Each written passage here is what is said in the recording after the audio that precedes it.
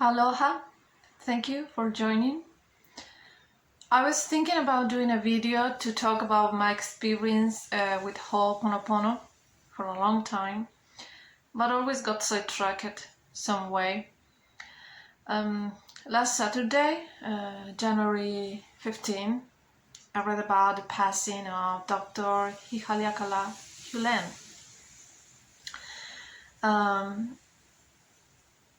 Which I think is one of the most famous self-identity through Ho'Oponopono practitioners and instructors. So I think this is a great opportunity to talk about it in his honor in some way. So, okay. From my personal experience, I find about Ho'Oponopono, or I always say that Ho'Oponopono found me in 2014. Can't believe it was so long ago. Doesn't feel like, but yeah, I was. It was a very strange experience. Well, since my teenage, I was dealing with depression and anxiety. Even before that, as a child, it was something I was constantly struggling with, extreme anxiety, periods of depression, and so on. And there were cycles of it. And so in 2014, I experienced what we would call a dark night of the soul, when I was more and more depressed, and I went to states of paranoia. And I was really afraid about my mental state. I was feeling, I don't know exactly how to explain it, but it was like suddenly I was able to see things in a different way, and I didn't like how I was living my life. Felt like I was in automatic pilot, and I was just going through the days without meaning, besides being a wife and being a mother. And I was trying to make sense of things in a bigger scale.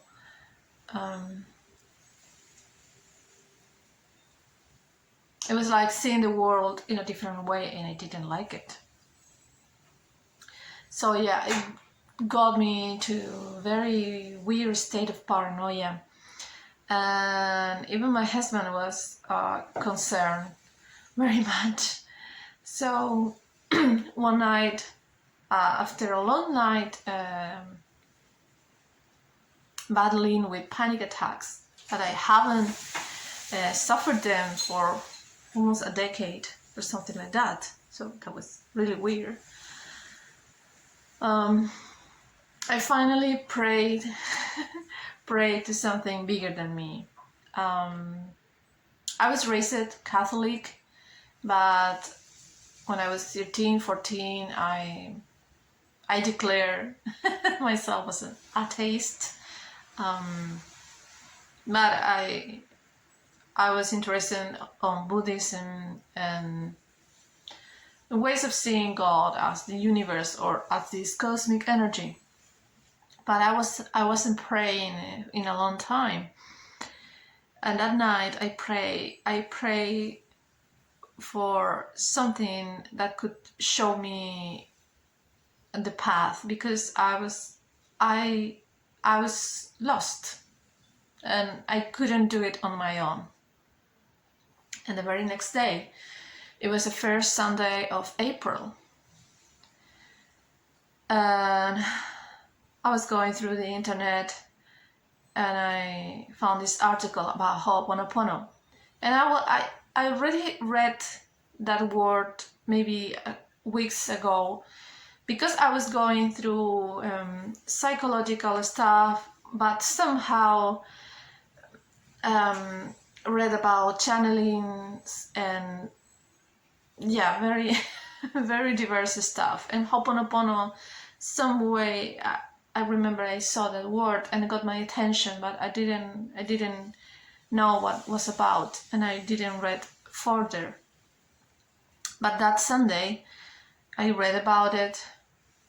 I read about Morna Simeona and her work, and I read, and it was like suddenly I was getting this new clarity. And I remember it was like a moment of epiphany when this notion of cleaning and this notion of memories made sense to me in a way that I kneel down and I cry. And I remember seeing my cat, and it was like seeing my cat in a completely different way. And I remember crying and remember saying thank you and applying the cleaning tools for the very first time. And since then, my life changed completely. I can't explain it in any other way. It just was complete transformation. But at the same time, it wasn't a change. It was just like dropping something that wasn't working, like a mask or something, and it was transformation towards my real self in a way. But that was just the beginning. And 4 months later, I began channeling. I have shared about this before, but I started channeling, connecting first with ancestors, first relatives, ancestors, let's say guardian angels, archangels, fairies, galactic beings, and so on. And then I began doing light language. At that time I call it sound healing. Doesn't matter really the name. It was just this primal language, healing sounds from source.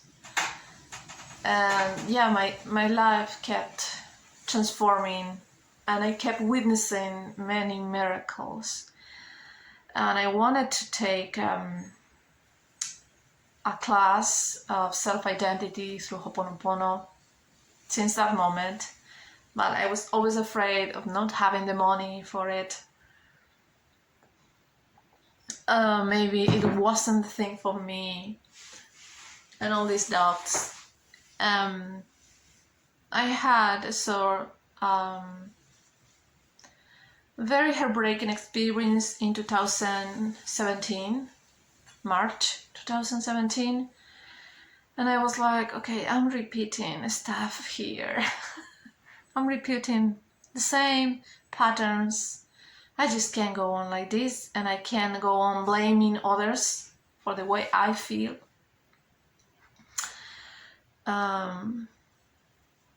So I was like, okay, this is it. I had to take that class, and I took it. Basic 1. It was, I think it was Ho'Oponopono Health. And I remember crying from the very beginning, and I cried almost the whole class. I just cried because I could feel the cleaning, and I could feel the cleaning that the instructors were doing during the class. It was just beyond what I expected, and I was like, why I waited so long for this? But it was meant to be that way, I guess.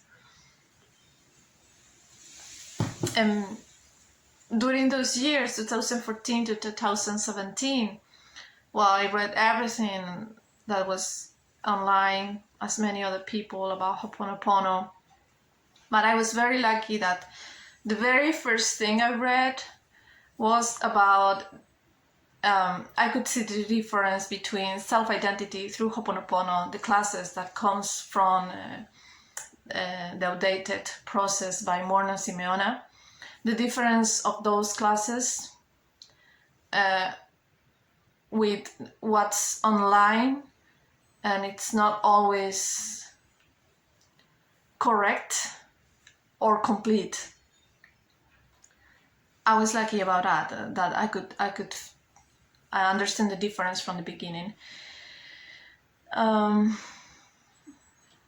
So I took that class, and again, more miracles in my life, more abundance, more alignment. And I took another class, and another class, and a month ago I wanted to do it since I took basic one, but they were not available classes, or they were not in my language. And finally, this is funny. I think it was in the middle of last year, there was a class available, and I thought about it, and I thought about it, and I thought about it, and I thought, okay, I don't have the money for this. I mean, I have the money, but it's so expensive, it's not the best time to do it. Okay, in the class, I didn't take the class. And that same week, I mean, after the class was done, my husband received some money, and I was like, I should have taken the class. Yeah, still working with those fears of lack. So when there was another class, I was like, I'm going to take it right away. So I took Basic 2 on December, and it was a very different experience from the first time I took Basic 1. I wasn't crying all the time. I cried in some moments. The instructors present this as a master class of life, and yeah, there's no other way of explaining it.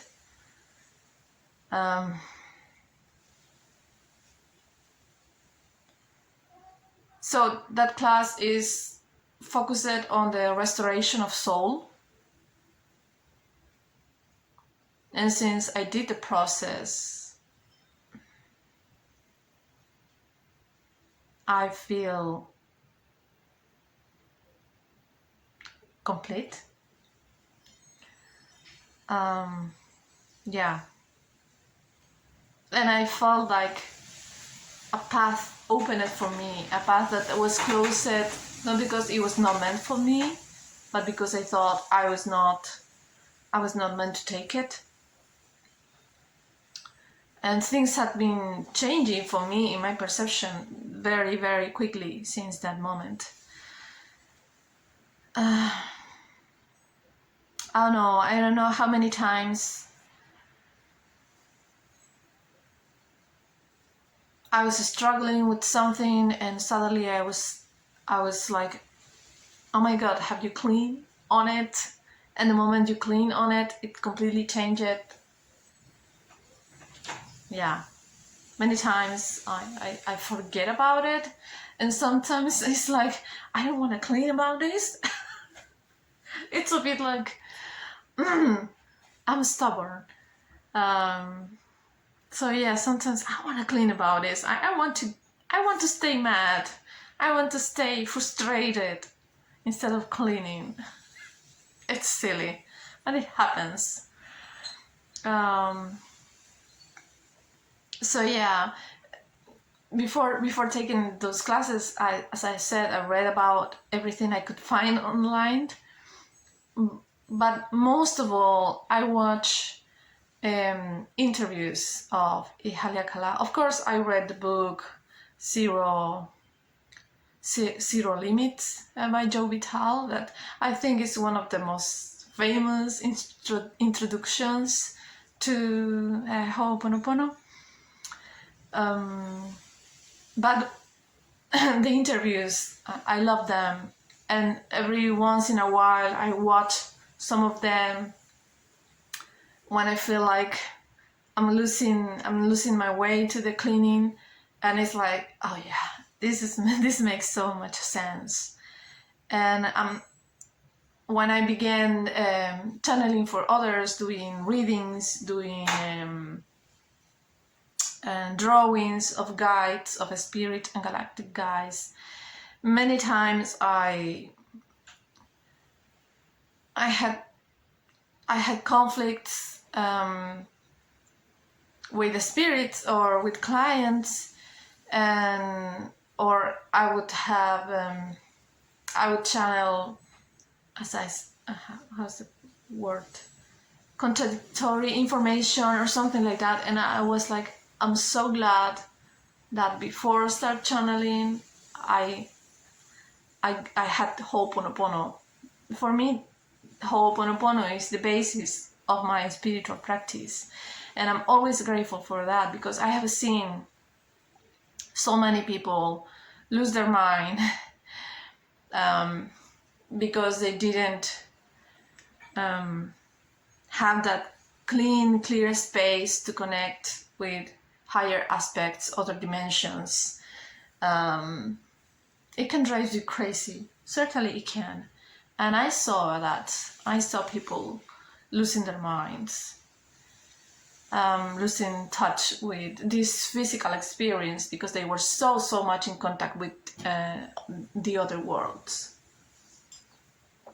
that they became overwhelmed by those memories of ancient or future lives, galactic lives, and so on. So many times I was like, I felt blessed that Ho'Oponopono came to my life. And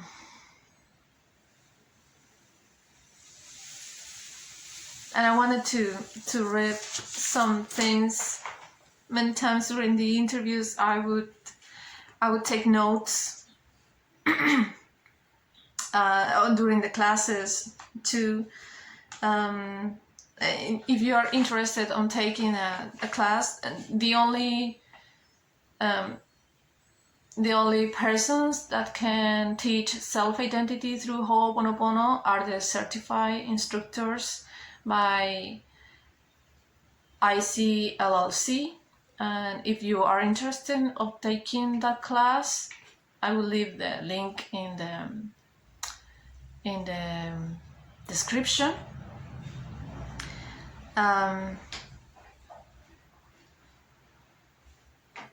It doesn't mean that everything that it's online it's wrong. Some things are correct, but none of them are complete. That's the difference. I remember taking this. I think it's from Ihaleakalá. Maybe not, but it still is the spirit of Ho'Oponopono. It says, you're not... I think it was like a question about when you do something, how can you clean on it? And it says, you're not painting the house. You are cleaning with you painting the house. The house will paint itself when the cleaning is done. And that's so kind of sums up what Ho'Oponopono is, what the cleaning is. I mean, your job is doing the cleaning. Your job is, in a way, get out of your own way. Get out of the way of the divinity. Many times we think we know better with our minds, with our intellect, and we only make a mess. So many times it's much better to say, I don't know. And also I've been reading, I would love to talk about it in another video, but I've been reading these amazing books by Elder Malido Masome and his wife Subhonfu Some, both transitioned. And I remember, I think it was Subhonfu saying that it's okay to know that you don't know, and ask from help from the ancestors, from a spirit. It's better than to pretend that you know, or thinking that you know and just make things worse for yourself, for your community. So once you get to the cleaning, things unfold by themselves. Sometimes people have this idea that you only have to repeat like the phrases like I love you, thank you, that are the most famous cleaning tools, and that's it. Like you don't have to do anything else. But it's just, I think that's the initiation of it. Because what you're doing is that you're inviting inspiration. It's like you clean the room so inspiration can come. And inspiration will make you act. It's not like I'm gonna sit here, I'm gonna say the words, and that's it. No. Divinity will invite you to work, to share, to do something.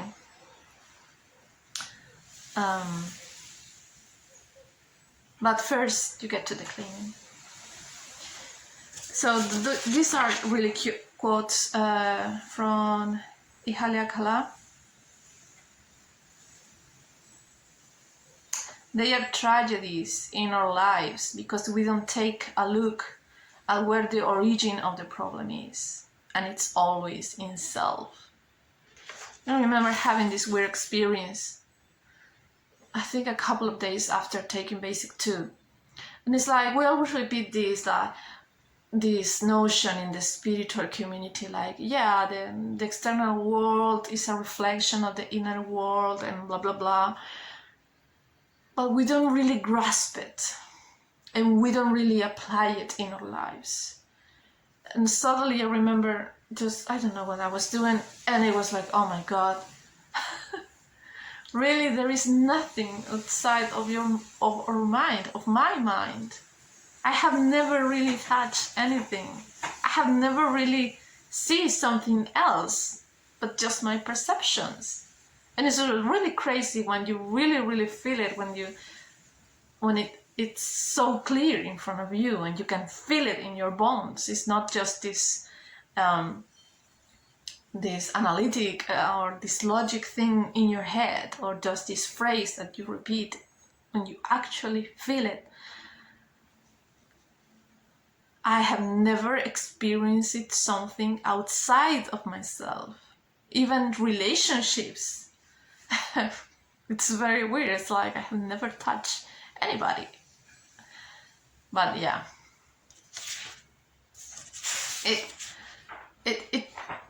I think there is a moment when it just makes sense to you. At first it's like you pretend you understand.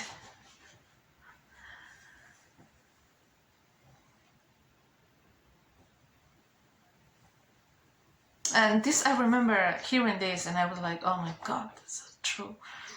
Most of the time we are dead, not realizing we are stuck in all data or memories, or what others would call patterns, thoughts, I don't know. Yeah, and that was the feeling I had before getting to know Ho'Oponopono, when I was feeling like in automatic pilot, like I was dead. I was not really alive. I was just going through the days, but I was not really living. And then when I first applied those cleaning tools, it was like suddenly everything was brighter and clearer.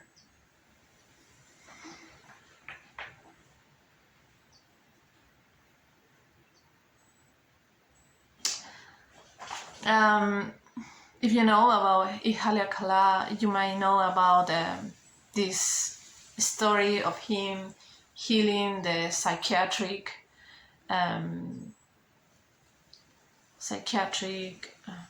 hospital, the patients of that hospital. And people would ask him how he do it, how he helped the others, how he healed others, and he would say, I was not doing anything for others. I was just working on myself. Someone asked him, you assisted in healing people. No, I did not assist. I only took care of me. I wasn't interested on them. They just came along in my life to say, hello, you got stuff, you should let go.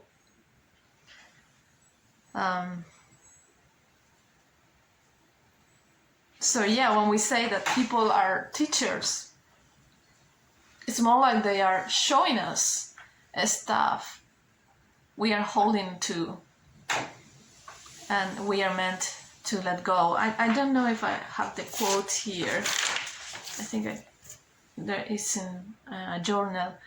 But Ihaleakalá says that if you see people as anything else but as perfect copies of God, then you have to clean on yourself. It's your eyes, it's your perception, it's the memories that are in the way. If I see someone as a stupid or as a bad person or anything else, I'm not seeing correctly. And that's what Ho'Oponopono is about. It's about that correction. It's not about correcting others or correcting reality. It's about correcting your perception. It's like there is this glass stained in front of you and you just have to clean it. And I love this quote so much.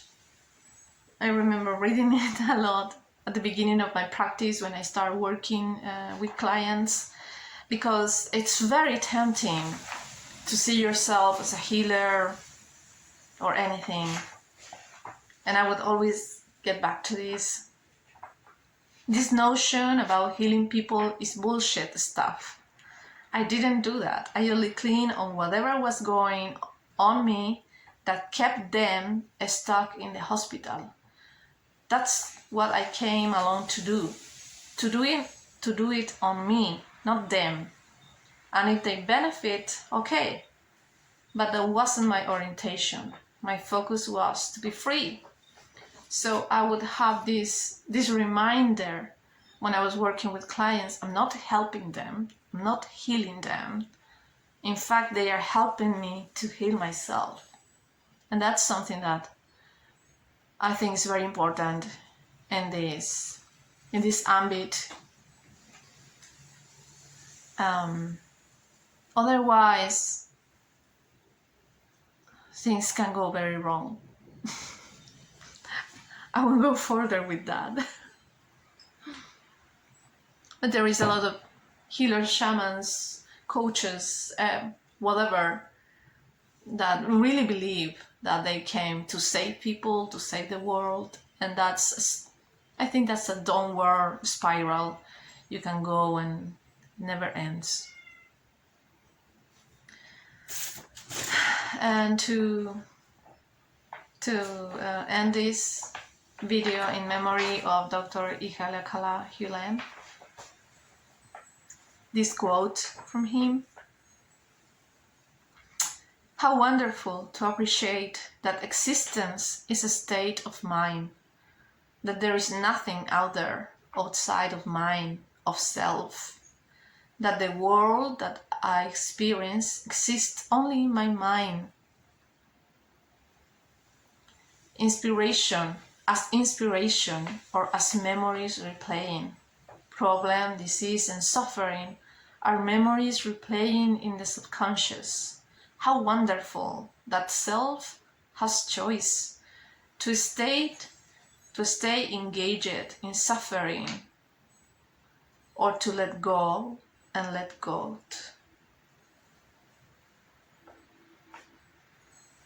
How wonderful that self has choice. So we have that choice. And I'm really glad that I took that choice, but it's a choice that you have to continuously keep taking. I'm going to stay stuck with these memories or not. So thank you, Dr. Ihaleakalá Hew Len, for this, for your wisdom, for your teachings, for your healing.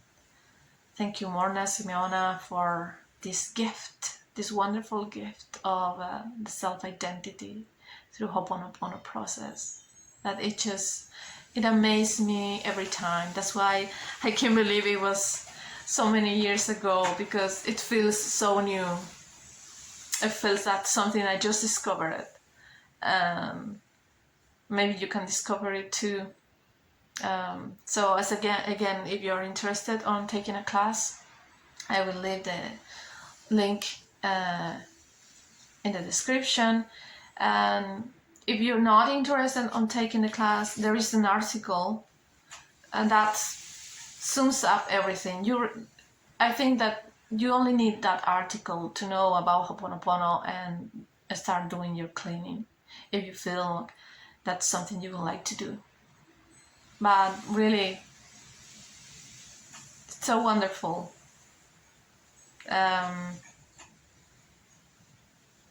And I feel like sharing my favorite cleaning tools. I have these embracers that remind me about the cleaning.